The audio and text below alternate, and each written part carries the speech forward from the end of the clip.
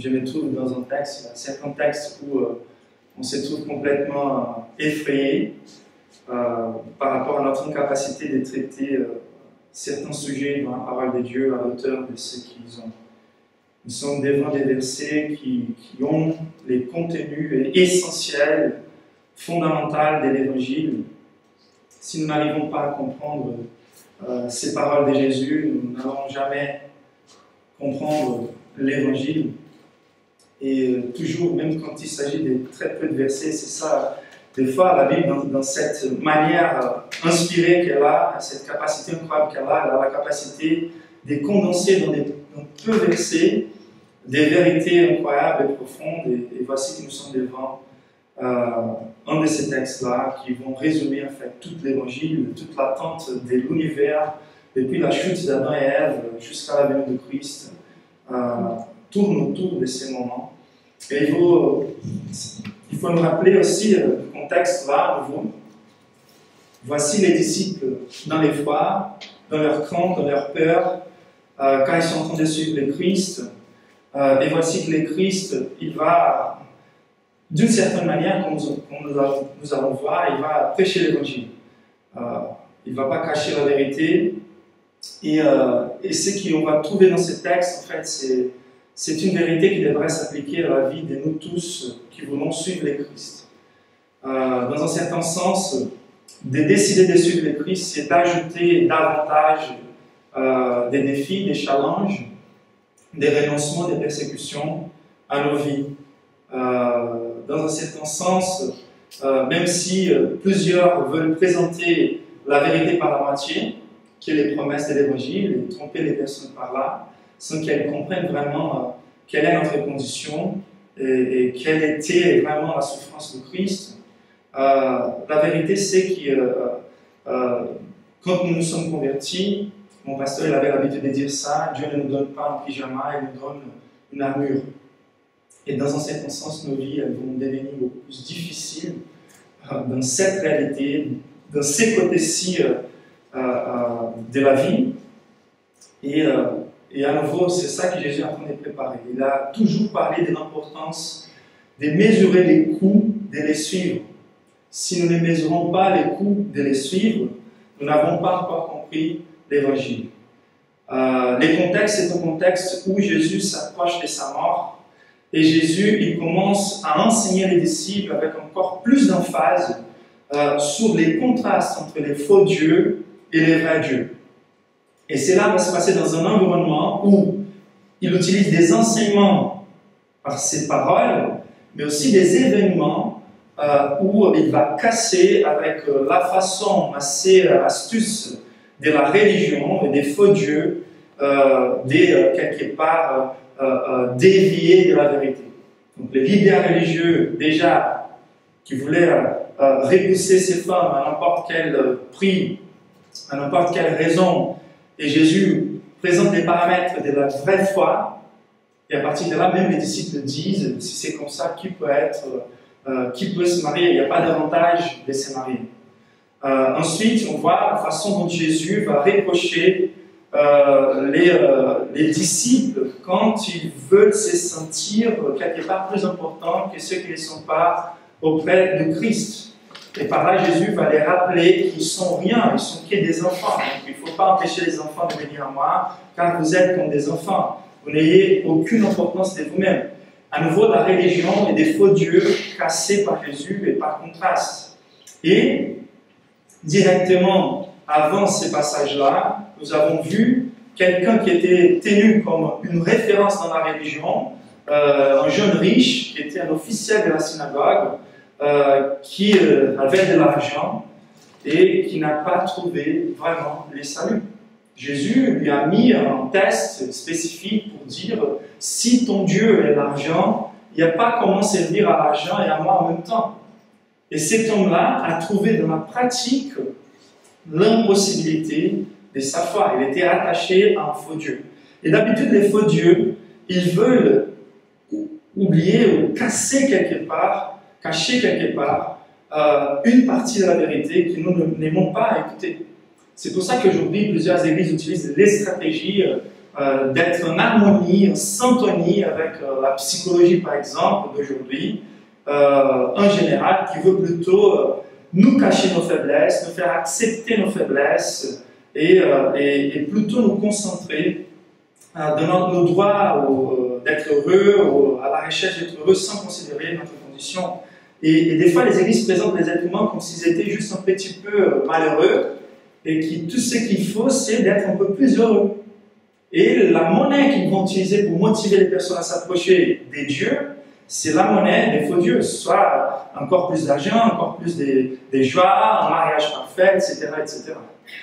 Mais la réalité biblique, c'est que l'être humain, il n'est pas malheureux, mais il est un crimineux.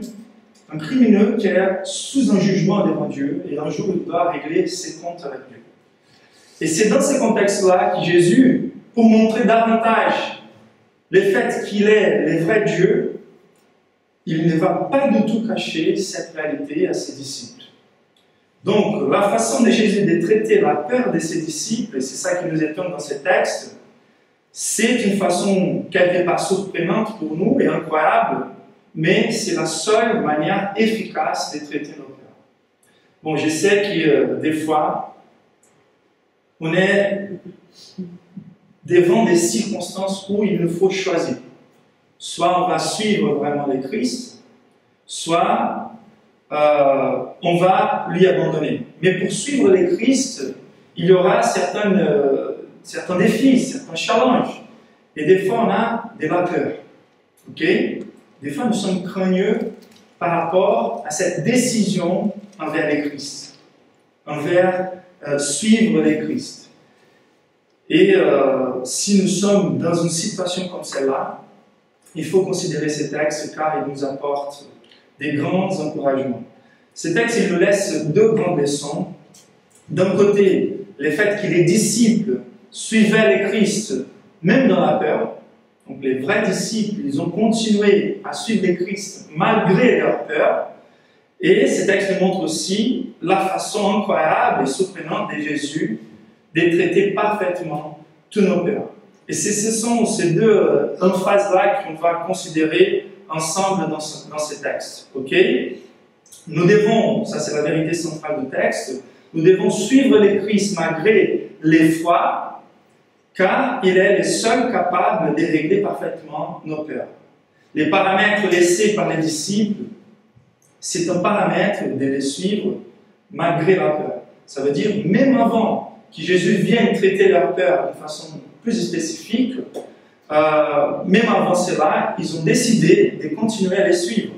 Mais c'est incroyable aussi de considérer comment Jésus essaie de traiter leur peur. Et c'est ça qu'on va considérer. Donc déjà, nous devons, la première vérité, suivre le Christ malgré la peur. Ok? Le verset 32 nous dit, ils étaient en chemin pour monter à Jérusalem et Jésus allait devant eux. Les disciples étaient effrayés et ceux qui les suivaient étaient dans la crainte. Donc vous êtes avec moi. Jésus marche vers Jérusalem. Et le texte nous dit que les disciples étaient effrayés. Et ceux qui étaient, c'était toujours comme ça, les disciples qui marchaient plus proches du Christ, et les multitudes, un grand nombre de personnes qui venaient après les disciples. Donc, tous étaient dans l'effroi. Ce n'était pas que les disciples, il nous semble que les disciples, ils étaient encore plus dans l'effroi. Mais au-delà de ça, il y avait aussi la multitude qui, quelque part, sentait les dangers de suivre le Christ. Okay? Et les 12 étaient plus proches, les autres plus éloignés. Et c'est ça les diviseurs vraiment pour distinguer les vrais disciples de ceux qui ne sont pas forcément des disciples. Il y aura toujours ceux qui vont marcher avec nous tant que les choses sont bien. Quand les choses commencent à rentrer dans la difficulté, dans la persécution, exiger de nous quelques renoncements pour pouvoir continuer à attacher au Christ, plusieurs vont s'éloigner. Tant que les choses sont bien à nouveau, ils reviennent. Les choses commencent à être difficiles, ils s'éloignent. Mais les vrais disciples sont ceux qui, malgré la peur, quelque part, ils vont sentir qu'ils sont encore plus sans protection et encore plus sous un danger beaucoup plus grand beaucoup plus élevés s'ils ne sont pas attachés au Christ. Mais en quoi consiste en fait cette peur des disciples? Ça, c'est une des grandes questions du texte. Car nous avons tous, toute la race humaine a beaucoup de peurs. Mais la peur des disciples ici, ce n'était pas une syndrome de panique quiconque. Ce n'était pas la peur juste par rapport à la considération de la violence qui grandit dans la ville, ou une peur de la prise de conscience de la fragilité du corps humain, de savoir, de recevoir des nouvelles des amis qui ont pris un cancer, et par là on voit vraiment notre fragilité. Dans un certain sens, toute la race humaine est sous des milliers de raisons pour être dans la peur. D'ailleurs, je trouve que c'est presque impossible de ne pas être dans la peur si nous marchons avec un raisonnement salutaire. Nous sommes fragiles, ce monde est au-delà de notre capacité de gouverner et il y a beaucoup de violences partout, des maladies partout. Mais en fait, c'est une peur encore plus spécifique, c'est une peur extra qui commence à se rendre évidente dans la vie du Christ. Plusieurs qui commencent, les pharisiens, les scribes, à provoquer des occasions pour persécuter Jésus, pour les mettre des pièges, pour l'attraper, pour les faire mourir. Ça, c'était déjà quelque chose qui commençait à être beaucoup annoncé et aperçu dans les contextes de la fin de la vie du Christ. Aussi, il y avait les contenus des enseignements du Christ. Donc Jésus, il a fait exprès, il a commencé à faire ces contrastes. C'est la dernière phase de la formation des disciples. Il commence à dire, de me suivre, pour me suivre, vous avez forcément besoin de pratiquer certains renoncements. Et vous allez avoir de la persécution. C'est impossible de vouloir vivre une vie de piété sans être persécuté. Donc si nous vivons une vie très à l'aise avec nos amitiés, surtout par rapport à ceux qui ne croient pas, il faut se méfier de l'état de santé de notre foi, de notre vie spirituelle. Car si nous sommes en train de vivre tel que le Christ, inévitablement, cela va provoquer de la persécution. Donc, ils ont de la peur quand ils considéraient les renoncements qu'il va falloir faire. Les renoncements, par exemple, des fois, par rapport à la manière dont on travaillait, dont on trompait quelque part les patrons pour faire semblant qu'on travaille bien, ou la façon dont on va se porter dans l'université. Ce sont des renoncements qui vont nous faire perdre quelque part notre réputation selon le monde. Mais en plus de ça, il y a aussi des dangers de persécution. Des fois, cela arrive d'une façon individuelle et des fois, cela arrive d'une façon générationnelle. Par des saisons où tous les chrétiens sont persécutés. Et d'ailleurs, c'est une manière aussi de purifier l'Église. Dans un contexte de persécution, dans un contexte où le vrai évangile est prêché, les renoncements sont prêchés, les persécutions sont prêchées, c'est juste ceux qui ont compris vraiment que Jésus il est le seul Dieu, les seuls lieux de salut qui vont rester avec lui. Mais une bonne partie va partir ailleurs. Donc, toutes ces situations-là qu'ils venaient de voir ajoutaient encore plus de poids. Car c'est une chose d'entendre les choses que je suis en train de vous dire, ou que Jésus était en train de dire aux disciples, mais c'est une autre chose de voir un homme qui s'approche de Jésus, car ça, on ne voit pas d'habitude dans les églises aujourd'hui. Un homme qui s'approche tel que les jeunes riches, qui plie son genou devant le roi, qui adore d'une façon superficielle Jésus, qui est intéressé à la vie éternelle, mais qui va partir sans trouver le salut, qui ne va pas être quelque part accepté par Jésus lui-même. Car en fait, il n'avait jamais été converti. Et donc, imaginez-vous, mettez-vous à la place des disciples, non seulement écoutant les avertissements par rapport au danger de ne pas être sauvés, mais de regarder dans une expérience vivante la possibilité d'apparemment avoir tout correct, mais à la fin d'être tort par rapport à sa foi. Donc c'est clair qu'ils étaient effrayés, ils venaient de voir un homme qui était plus attaché à l'argent qu'à Dieu lui-même. D'où vient cette peur? Donc des situations qu'ils ont vues, des choses qu'ils ont entendues du Christ, mais aussi de cette résolution de Jésus de marcher vers Jérusalem. C'était la pire circonstance pour que Jésus marche vers Jérusalem. La Pâque s'approchait, tous les religieux juifs allaient se retrouver à Jérusalem pour adorer. Tous savaient déjà des complots des escribes, des pharisiens, des autorités juives pour attraper Jésus. Donc, la majorité d'entre nous allait encourager Jésus à ne pas y aller. Mais Jésus, il était résolu à y aller. Et donc, ils sont encore plus dans l'effroi. Jésus a pris cette décision, il y va. Il n'y a pas comment lui empêcher. Même si ces événements essayent de les freiner quelque part, les jeunes riches, la piège par rapport au mariage, Jésus il continue à marcher vers Jérusalem.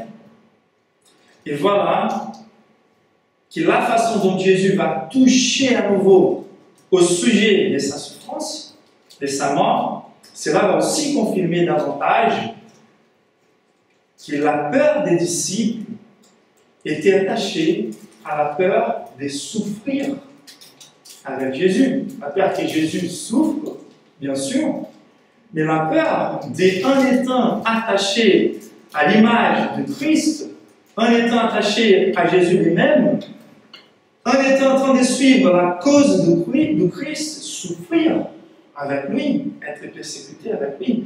Et ça, c'était vraiment la sorte des apôtres, des disciples. Ils ont tous eu une fin similaire à la fin de son maître. Et Jésus n'a jamais caché ça de ses disciples. Donc c'était la peur authentique, c'était la peur à cause des suites de Christ. Et pourquoi ça c'est très important? Car si nous sommes là dans la peur, car nous allons perdre, c'est clair, on va perdre plusieurs choses quelque part, mais les choses qu'on va perdre ne sont pas comparables aux choses qu'on va gagner. Mais de toute façon, si on est plutôt dans la peur de perdre des choses dans cette vie-ci, et ça c'est notre grande peur,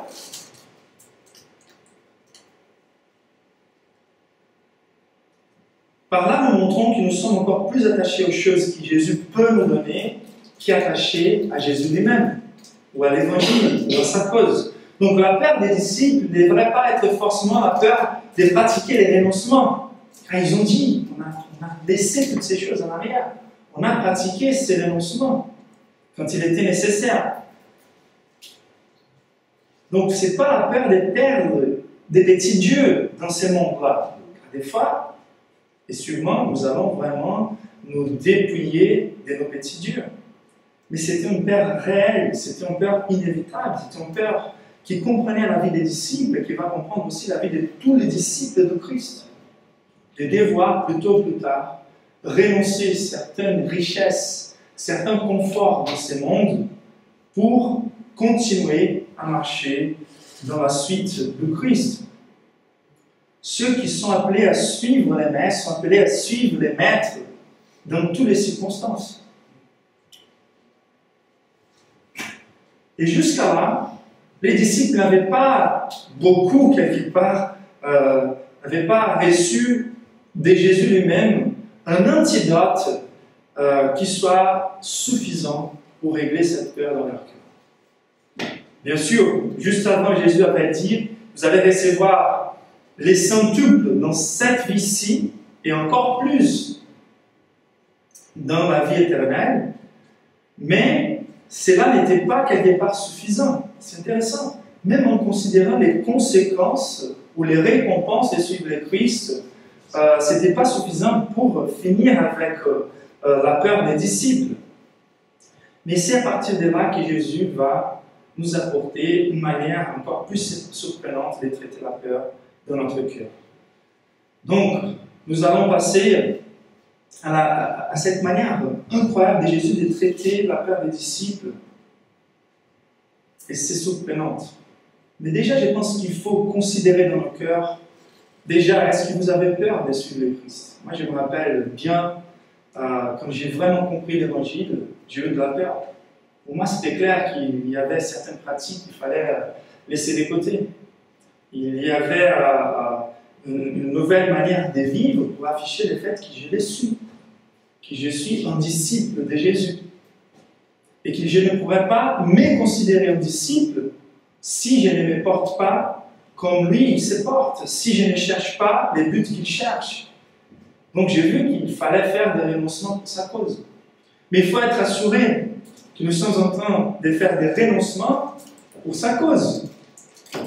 Ce n'est pas un échange mercenaire où nous allons faire des renoncements juste pour recevoir plus après. La monnaie de l'évangile, c'est l'évangile. La récompense de suivre le Christ, c'est Christ lui-même. C'est sa compagnie, c'est sa façon miraculeuse de régler nos besoins. Et pas de se fier dans nos moyens personnels ou humains de trouver ces récompenses. Et donc, si vous avez la peur, la première chose qu'il faut faire, c'est de suivre Jésus, même avec la peur. Si vous ne suivez pas Jésus avec cette peur, je vous garantis que vous ayez encore moins d'arguments pour apaiser vos cœurs. De se détacher de Christ, c'est de continuer devant les mêmes menaces que ce monde nous apporte, sans avoir quelqu'un pour vous soulager et pour vous soutenir. Et plutôt plus tard, Jésus, si nous suivons lui malgré la peur, plutôt plus tard, il va se tourner vers nous comme il s'est tourné vers ses disciples. Et il va traiter cette peur. Donc, Jésus est le seul capable de traiter parfaitement nos peurs. Et comment il le fait? Donc, lisons ensemble à nouveau les versets 32, la deuxième partie. Les disciples étaient effrayés et ceux qui les suivaient étaient dans la crainte. Jésus prit de nouveau les 12 avec lui et commença à leur dire ce qui devait lui arriver. Et voici ce qu'il dit. Nous montons à Jérusalem et le Fils de l'homme sera livré aux chefs des prêtres et aux spécialistes de la loi. Et ils les condamneront à mort et les livreront aux non-juifs. Ils se moqueront de lui, cracheront sur lui, les fouetteront et les feront mourir. Et 3 jours après, il ressuscitera. Donc voici une manière assez intéressante de soulager la peur des personnes. J'essaie d'imaginer comment les disciples ils ont compris ça au premier regard. Pour nous, il nous semble qu'il est plutôt en train d'approfondir leur peur. Ça veut dire, vous pensez que ça va être dur quand on arrive là-bas, je vais vous dire combien ça va être dur. Et là, il commence à montrer une espèce de souffrance qui nous ne pourrions pas imaginer plus forte. Vous avez la notion de ce qu'il est en train de dire. Le Fils de l'homme sera livré. Nous allons monter, il n'y a pas comment s'enfuir, nous allons monter à Jérusalem. Et lorsqu'on va y arriver, ce n'est pas la même chose comme dans la tempête où j'ai calmé la tempête avec mes mots. Ce n'est pas la même chose quand ils ont eu de la faim et nous, et moi, j'opérais des miracles pour régler la situation. Dans ces moments-ci, c'est inévitable ce que je vais vivre. Donc la première chose que Jésus est en train d'apporter en tant que consolation à ses disciples, c'est le fait de parler par rapport aux choses qu'il va vivre et que les disciples vont vivre aussi, avec une assurance et avec de la franchise. Vous êtes avec moi? Jésus, il apporte la vérité, c'est la vérité qui guérit. Et il apporte la vérité dans son ensemble, dans son intégralité. Donc la première chose que Jésus fait avec ses disciples, c'est de les calmer en affichant avec une assurance et avec de la vérité le fait qu'il connaît bien les choses qui vont se passer. Cette souffrance, elle est inévitable et vous avez besoin, au-delà de n'importe quelle autre chose, vous avez besoin de connaître la vérité. Et donc par là, on devrait déjà évaluer notre cœur, on devrait déjà évaluer notre foi, on devrait déjà évaluer nos églises, car il y a pas mal de fois où pour nous, on pense que c'est légitime de cacher certains aspects de la vérité pour que les personnes qui nous suivent soient plus nombreuses, le plus nombreux possible. Nous préférons décacher certains aspects de l'évangile inévitables en s'attendant que les personnes suivent le Christ. Mais la vérité, c'est que l'évangile, sans cette partie-là, n'est pas l'évangile. La vérité, sans cette partie-ci, n'est pas la vérité. La vérité doit être prêchée dans son intégralité, et à moins que les personnes comprennent la nécessité et les détails par rapport à la souffrance de Christ, ils n'ont pas compris l'évangile. Pourquoi Jésus a dû mourir de la manière dont il a dû mourir? Si je ne comprends pas ça, je n'ai pas compris l'évangile. Je suis en train d'utiliser le nom de Christ, je suis en train d'utiliser le nom de Dieu, mais je ne suis pas en train de suivre le vrai Christ. Donc la première chose que Jésus fait, c'est de traiter les disciples avec la vérité et avec assurance. L'évangile ne va jamais être vu dans sa sublimité sans la considération de ce dont il nous a délivrés. Et donc si nous ne voyons pas notre partie des responsabilités dans les souffrances de Christ,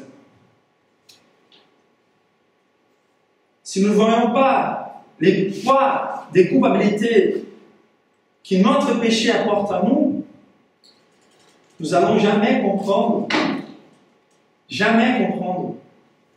de quoi Jésus nous a délivrés. Mais c'est en regardant, car qui ici a vu l'enfer? Qui ici a déjà vu le jugement final? C'est en regardant la vérité sur la souffrance de Christ que nous avons une idée de ce qui nous attend en tant que condamnation. Donc la première chose, c'est la vérité. La deuxième chose qu'il va utiliser pour traiter notre peur ou nos peurs, c'est en affichant sa connaissance parfaite des choses qui vont se passer. Est-ce que cela ne nous apporte pas de la consolation? Donc, si nous allons souffrir à cause de lui, et c'est lui, il a souffert, c'est assez intéressant de savoir qu'il connaît tous les détails par rapport à sa souffrance. Ça veut dire qu'il connaît tous les détails par rapport à ma souffrance. Aucune souffrance que je vis dans ma vie passe éloignée de la connaissance de Christ.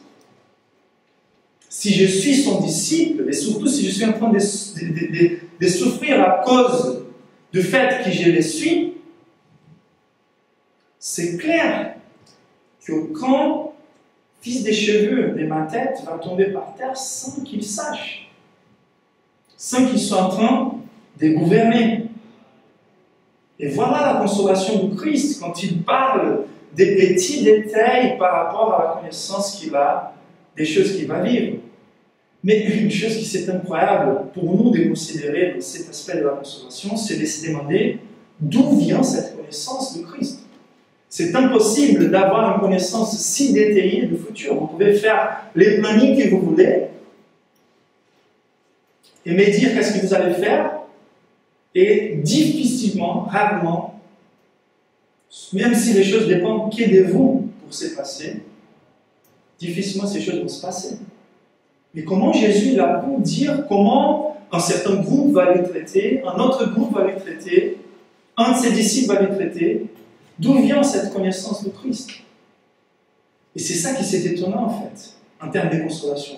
Il est en train d'apprendre aux disciples l'inévitabilité des choses qu'il va vivre par rapport à sa mission éternelle.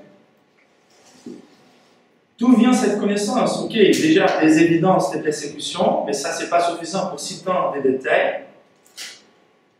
On pourrait dire, mais quand il était dans la montagne de la transfiguration, il y avait Moïse et Élie qui lui parlaient sur ses souffrances. Ok, c'est encore plus de connaissances.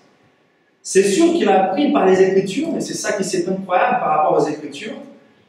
Plus ou moins 1700 ans avant la naissance du Christ, on va trouver certains types de Christ comme Abraham et Isaac. Je vous remercie de me suivre là. Abraham, et la parole de Dieu nous dit, donne-moi ton fils unique, Isaac, à qui tu aimes. Et après, la parole de Dieu nous dit que le père Abraham a mis les bois sur les dos de son fils Isaac. Et lui, il a dû monter, charger du bois qui allait lui sacrifier sur cette montagne. 1700 ans avant la venue de Christ. Quand on considère Joseph, un autre type de Christ, plus ou moins 1600 ans avant le Christ, la même chose se passe. Il est emprisonné et de son côté, on va trouver deux emprisonnés, un va être libéré et l'autre va être mort de son côté et il va sortir de cette prison comme un symbole de sa résurrection. Et après 3 jours, ces choses vont se passer. Quand on considère plusieurs autres passages dans l'Ancien Testament, mais par exemple Moïse, 1500 ans avant la venue de Christ, et l'événement du serpent au désert, et tous étaient malades et il fallait regarder sur les serpents attrapés sous un bois qui était déjà un symbole de la croix qui viendrait. Les serpents, l'image des maudictions, et Christ qui s'est fait maudictions à notre place dans ces bois-là. 1500 ans avant la venue de Christ. Quand on arrive à des textes bibliques très spécifiques, comme le psaume 22, écrit par David, 900 ans, plus ou moins 900 ans avant la venue de Christ. Et voici ce que le psaume dit au verset 1er. Mon Dieu, pourquoi m'as-tu abandonné? 900 ans avant la venue de Christ. La phrase exacte que Jésus va proférer dans la croix. Pourquoi t'éloignais-tu sans me secourir, sans écouter mes plaintes? Mon Dieu, j'écris les jours et tu ne réponds pas, la nuit et je ne trouve pas de repos. Pourtant tu es le saint, tu sièges au milieu des louanges d'Israël. Verset 7. Mais moi, je suis un ver et non un homme, la honte de l'humanité, celui que les peuples méprisent. Tous ceux qui me voient se moquent de moi, ils ricanent, ils hochent la tête. Verset 15. Mes forces s'en vont comme l'eau qui s'écoule, et tous mes os se disloquent. Mon cœur est comme la cire. Tous mes os se disloquent. Vous savez que c'était ça qui s'est passé dans la crucifixion. Et plus il tirait les bras, les os se disloquaient.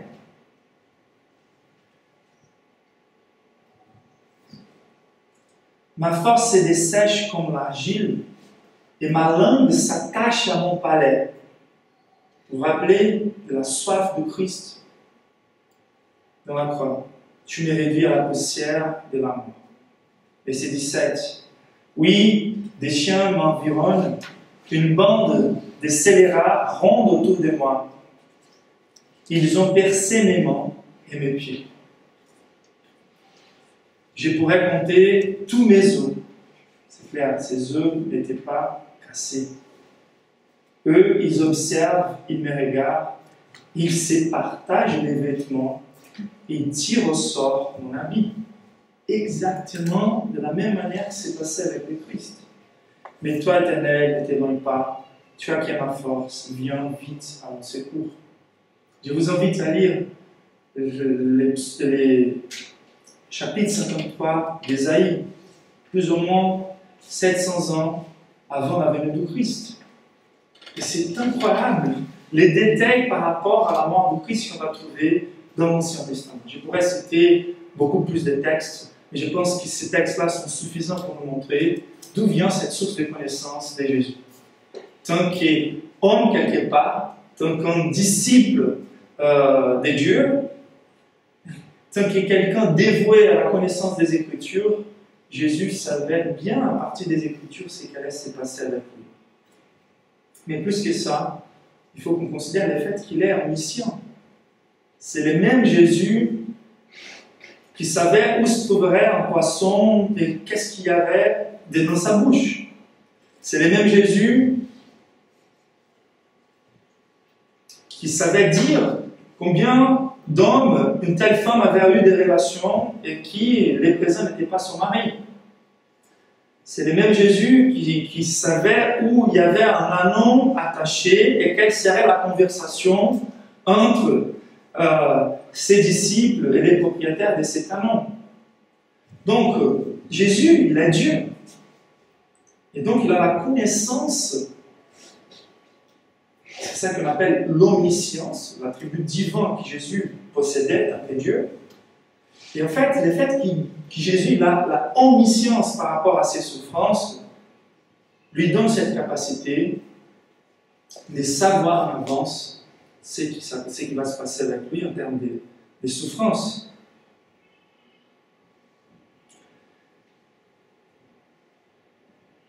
Mais la chose la plus étonnante pour nous, c'est que tant que Dieu connaît bien ce qui va se passer avec lui, mais tant que Dieu est aussi le juge. Ça, c'est la pire manière d'imaginer à quel niveau Jésus connaissait sa souffrance. Dans un certain sens, nous n'allons jamais connaître les niveaux des souffrances qui attendaient le Christ. Car Jésus, il est Dieu. Il fait partie de la Trinité. Et avec la Trinité, lorsque la race humaine est tombée dans la chute, Jésus savait parfaitement quels seraient les jugements auxquels nous sommes sujets. Ça veut dire, quand on pense à nos péchés comparés à la sainteté de Dieu, ce que notre péché exige de la partie de Dieu, c'est une punition infinie, car la sainteté de Dieu est infinie. Et tant qu'il juge chaque péché qui a été commis dans l'histoire, les pires, les moins graves, ils ont été accumulés, et la colère de Dieu, qui était déjà infinie pour les moindres péchés, s'accumule davantage. Et Jésus, tant qu'il juge, les plus il s'approche de la mort, les plus il souffre aussi cette angoisse. C'est pour ça qu'il va même transpirer du sang. Mais sa capacité de décrire les temps qu'il va souffrir, c'est sa capacité de décrire tant qu'il juge, il sait que c'est juste d'être appliqué comme punition à toute la race humaine. Et donc, la base de la toute connaissance de Dieu, que ce soit en termes de justice, que ce soit en termes des connaissances avant les temps, c'est son omnipotence. C'est ça qui s'est prononcé. Ça veut dire, je sais les jours des demain, c'est Dieu qui parle. Je sais les jours des demain, car c'est moi qui gouverne chaque atome de l'univers. Je sais la taille de la punition, de la justice qui doit être appliquée sur mon enfant, pas que car je connais les termes de justice du caractère de Dieu, mais car c'est à moi, Dieu, moi-même, d'appliquer tant que juge cette punition sur mon propre Fils, pour que je puisse pardonner une race de pécheurs. Donc l'omnipotence de Dieu, c'est celle-ci qui va non seulement communiquer à Dieu Fils, Jésus, qu'est-ce qui va se passer avec lui, mais qui va aussi lui assurer que c'est inévitable. Vous voyez l'importance de considérer les souffrances de Christ. Vous comprenez que sans la considération des souffrances de Christ, on n'a pas compris l'Évangile. Et voilà que rien que de savoir qu'il connaît bien nos souffrances, rien que de savoir qu'aucune de nos souffrances s'éloigne de ses yeux, le fait que son omnipotence est à service de sa grâce, qu'il n'y avait pas l'obligation en Dieu de nous pardonner, de tuer son propre Fils. C'est à service de sa grâce. Et s'il nous a donné déjà les Christ, il nous donnera tout avec lui. Donc, il connaît nos souffrances, tous les détails de nos souffrances. Mais il le fait aussi, ça c'est la troisième manière de traiter nos peurs, il les fait de façon parfaite et efficace. Donc, Jésus est en train de communiquer des souffrances physiques. Mais il ne s'agit pas que des souffrances physiques, c'est clair. Personne qui était bonne n'a été persécutée dans l'histoire. Quelque part, il faut être juste pour commencer à gêner les méchants. Juste d'être quelqu'un de bien n'a pas fait certains icônes de l'histoire des martyrs. Mais la Bible nous dit qu'il était Dieu lui-même et que sa lumière mettait en évidence la méchanceté des êtres humains. Donc, ce qui est en train de prendre place, c'est la pire des injustices jamais connues dans l'histoire. Et c'est un jugement cosmique. Mais Jésus ici, il est concentré dans l'aspect humain, naturel de son jugement. Ok? Si nous les mettions ensemble pour essayer de calculer les pires jugements imaginables pour Jésus, nous n'allions jamais arriver à ces types de souffrances, à ces niveaux de souffrance. Donc, comme notre jugement sera un jugement intégral, ça veut dire que nous sommes corps et esprit, il faut qu'on considère l'aspect humain tant que l'aspect spirituel. Mais ici, Jésus est concentré sur l'aspect humain. Dans la croix, on va voir davantage l'aspect surnaturel. À midi, les ténèbres se font. La colère de Dieu se déverse sur les fils. Les fils, il est mort beaucoup plus vite, beaucoup plus tôt que ceux qui souffrent physiquement, car il a souffert la punition éternelle et spirituelle aussi. Mais nous allons considérer l'importance, car dans notre aspect humain et naturel, c'est quelque chose de palpable. C'est une manière de Dieu de nous communiquer avec des grosses lignes, une image, une petite image de l'enfer qui attend à ceux qui n'étaient pas punis dans le Christ. Donc nous avons tous des peurs. Nous avons tous des petits peurs. Et maintenant, tous nos peurs deviennent très très petits comparés à la peur que nous tous nous devrions avoir quand on considère la souffrance de Christ. Nous n'allons jamais souffrir si tant que le Christ, car il a déjà souffert une fois pour toutes à notre place. Ça veut dire que toutes et les pires souffrances qu'on puisse considérer dans nos vies aujourd'hui, c'est rien comparé à ce qu'il a souffert. Et par là, on trouve déjà une source de consolation infinie. Il a déjà affiché son amour de façon infinie. Il nous a déjà garanti infiniment le fait qu'il nous aime et qu'il a réglé notre problème une fois pour toutes. Et tous les petits problèmes qu'on va vivre dans cette vie, il faut les faire face comme une opportunité de nous attacher au Christ, de constater et d'afficher qu'il est suffisant. Et voilà qu'on va considérer les détails de cette souffrance, de la trahison de ses proches, ça veut dire entre ses disciples. Certains qui étaient des premiers sont devenus des derniers. Il l'avait dit. On pourrait considérer Judas quelque part comme quelqu'un qui était un des premiers et était un des apôtres. Et des fois, dans l'Église, on va voir pas mal de personnes qui vont pratiquer de la trahison vers Christ plutôt plus tard. Et des fois, ils peuvent avoir l'aspect d'être des premiers dans le royaume de Dieu. Et donc, la trahison d'un de ses plus proches disciples.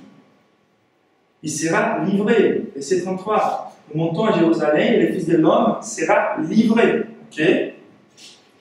Ensuite, la trahison de ses serviteurs, ça veut dire les pasteurs, les prophètes, les leaders religieux, les scribes et les pharisiens.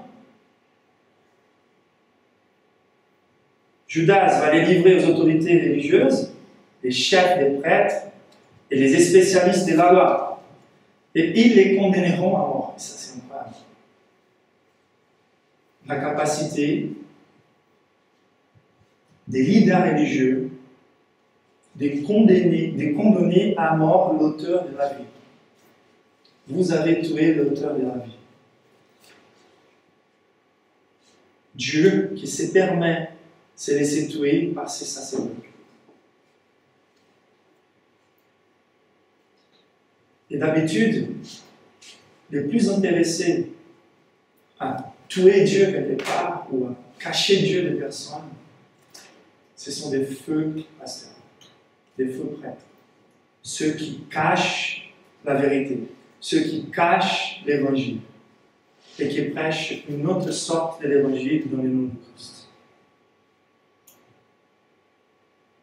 Donc c'était cette humiliation d'être condamné à mort par ceux qui devraient être ses serviteurs. L'Église qui devait être une chaîne de la grâce de Dieu, elle devient un obstacle pour la connaissance de vrai Dieu. L'humiliation de sa nationalité, de sa patrie, on sait bien que les Juifs ils sont très importants dans l'histoire car ils ont eu le privilège de connaître davantage la parole de Dieu et reconnaître le Christ. Et donc, ils vont livrer, ils vont juger, ils méritent la mort, et ils vont livrer aux non-juifs, car à l'époque, c'était les Romains qui avaient la gouvernance finale. Et donc, l'humiliation, non seulement de voir un innocent juif étant jugé par des païens, mais Dieu lui-même se permettant d'être jugé par des païens. L'humiliation physique, ils se moqueront de lui, c'est-à-dire c'est Dieu lui-même. Ils se moqueront de lui, ils cracheront sur lui, les fouetteront et les feront mourir. La souffrance physique était extrême, la façon dont il est mort. Les fouets avant sa mort, on n'a pas comment imaginer, c'est reconnu dans l'histoire comme une des pires, des plus douloureuses mortes déjà inventées. L'être humain qui a utilisé son intelligence pour calculer comment faire une personne souffrir au maximum. Et il y a une particularité très intéressante ici. Le fait que tous les types de groupes humains ont participé à la mort de Christ. Cela veut dire en fait que nous avons participé. Où nous nous trouvons dans les groupes des religieux, dans les groupes des non-religieux, dans les groupes des autorités, dans les groupes du peuple, dans les groupes des disciples très proches. Toute la race humaine est responsable pour la mort de Christ. Nous avons livré Dieu à la mort et nous le faisons. La façon dont nous méprisons ces paramètres de connaissance de l'Évangile dans nos vies affiche le fait que nous sommes en train encore de les fouetter, de se moquer de lui, de cracher sur lui. Ça, c'est une manière intéressante de penser à nos péchés aujourd'hui. C'est comme ça que j'essaie d'éduquer les enfants, mes filles. Cette semaine même, j'ai dit à Katharina et à Béa, visualise ce que Jésus a dû souffrir pour toi. A dû souffrir pour toi. Et si tu commets un péché conscient, rappelle-toi que c'est comme si tu étais en train d'ajouter un nouveau fouet sur son dos. Il a déjà tout payé. Mais si nous les faisons en exprès, c'est là où nous sommes en train de fouetter davantage, de cracher sur lui. Voilà pourquoi nous ne pouvons pas mépriser une telle sorte de souffrance. Mais Jésus, en fait, il laisse clair que nous ne sommes pas les seuls responsables pour sa mort.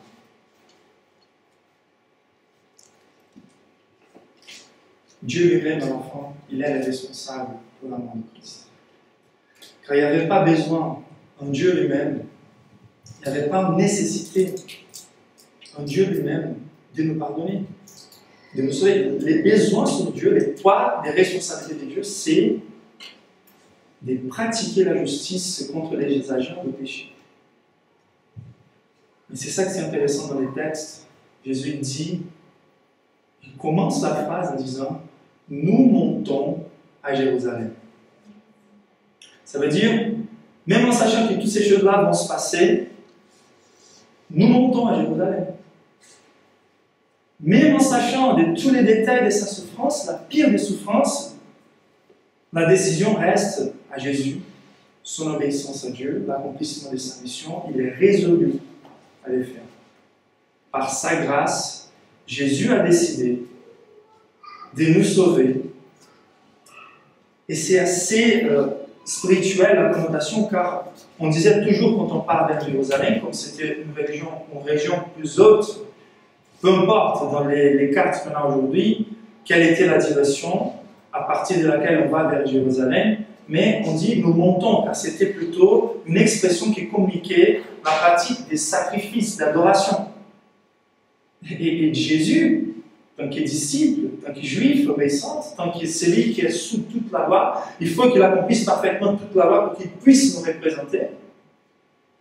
Et donc il faut qu'il monte à Jérusalem pour offrir son sacrifice pascal. Et quel est le sacrifice pascal que Jésus va offrir? Il va offrir à soi-même. Il est le seul capable d'accomplir cette mission. Il est Dieu lui-même, et c'est pour ça qu'il est détaché du péché, capable de vivre cette vie obéissante et parfaite, que nous n'avons pas la capacité de la vivre. Mais comme ces textes mettent en emphase, il est là pour souffrir la pleine punition que nous tous méritons. Et Dieu est en train de mettre dans nos mains la seule chose qui peut satisfaire les demandes de sa justice, en représentant un substitut qui soit capable d'absorber toute la juste colère de Dieu, qui est déviée de nous vers son propre Fils. Et par cette image, nous voyons ce que nous le méritons et ce qui nous a épargnés. Cette souffrance que Jésus a vécue, c'est la manifestation claire que nous n'avons rien à craindre s'il a déjà souffert pour nous. Ça ne veut pas dire que ça ne va pas être difficile, ça ne veut pas dire que la peur ne va pas revenir dans nos cœurs, mais nous avons de la munition suffisante pour appliquer à nos cœurs dans les moments de peur et nous dire les souffrances de ces temps présents ne seront jamais à l'auteur des souffrances qui mon Maître a souffert pour moi. Et les souffrances de ces temps présents ne peuvent pas être comparées à la gloire de l'avenir à être manifestée les enfants de Dieu. Et plus que ça, ces souffrances que nous vivons aujourd'hui, ces renoncements, ces persécutions, nous montrent que nous suivons vraiment le Christ. Car s'ils ont persécuté les maîtres, ils vont nous persécuter. Mais ce que Jésus est en train d'afficher par la façon dont il va faire face à cette souffrance, ce qu'il est en train d'afficher, c'est que les pires souffrances imaginables qu'on puisse vivre dans ce monde n'est capable d'éjeter la moindre tâche dans la gloire de l'Évangile qui nous est présenté en Jésus-Christ. C'est par là que nous affichons qui est notre vrai Dieu. Quand volontairement, comme le Christ, ou en voulant suivre le Christ, inévitablement, on va croiser des circonstances difficiles. Nous allons faire face à elles dans la joie. Comme Jésus dit dans les béatitudes. Heureux êtes-vous quand ils vont vous persécuter à cause de moi. C'était la même manière qu'ils ont traité les prophètes, c'est la même manière qu'ils ont traité les Christ. Et donc, il faut qu'on dise avec l'apôtre Paul, Je considère même une joie de compléter les souffrances de notre Seigneur. C'est par cette délivrance à la souffrance, cette délivrance au renoncement, qu'on affiche par là qu'on a tout gagné déjà, qui nous sommes les plus riches, qui nous héritons la vie éternelle. La dernière remarque, c'est la dernière application, ce qu'il fait de façon particulière. C'est ça ma invitation à vous. Il a appelé les 12. Il y avait une multitude derrière les 12. Mais il a appelé les 12 plus proches. Il savait que leur crainte était réelle, était inévitable. Il savait qu'eux, ils étaient des vrais disciples. C'est son eux qui nous dit, où allons-nous si ce n'est que toi qui as les paroles des vies éternelles? Et cette façon efficace dont Jésus a tout souffert à notre place est couronnée par Dieu le Père avec la résurrection. On peut souffrir les pires des circonstances aujourd'hui car on a la résurrection assurée. Et le Saint-Esprit qui nous a été livré comme prémisse nous donne des évidences de cette nouvelle vie, cette résurrection dont on fait partie déjà aujourd'hui. Et Jésus vient auprès de ces 12 et les traite en disant avec amour la vérité. Et la vérité, c'est que vous allez souffrir. La vérité, c'est que les renoncements sont inévitables. Mais soit on va renoncer des petites choses aujourd'hui pour gagner tout pendant toute l'éternité, soit nous allons renoncer tout à partir du moment où nous renonçons Christ aujourd'hui. Et toutes les choses qu'on a rajoutées dans cette vie, on va perdre. Et cette souffrance que Jésus a vécue attend éternellement tous ceux qui ne sont pas encore punis par la foi en Jésus et ne sont pas ressuscités par la foi avec lui. Lèvons-nous pour prier.